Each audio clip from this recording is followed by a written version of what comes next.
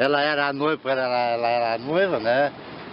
E aí, Isso foi mais ou menos na década de 40, né? foi da década de 40, é. Isso aqui é perto, tem uma gruta ali quando a lagoa baixa. Aonde que Lá no Rio de Moinho. Uma gruta da igreja, uma cidade que abaixou.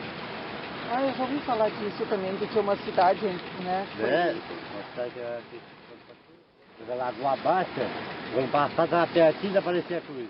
E tem o Rio de Moinho lá é assim, ninguém chega lá O perto. que é esse redemoinho? Vegetativo assim, ó. É, 50 metros não chega perto dele. ele puxa. Ah, puxa. Pode andar aí um mês todo pra ver se vê um barco aí na lagoa. No meio lá, né? Nem aqui não anda também. O pessoal tem medo do barco empurrar pra lá. A lagoa não sei. Eu atravessei de barco aqui. Eu e o dono da O fazenda. senhor aqui. atravessou? Descemos, E aí? mas não chegamos perto Do redemoinho. do Rio de Janeiro, não chegamos perto de uns 100 metros. O Zé Eduardo dizia, muito coitado do Zé Eduardo.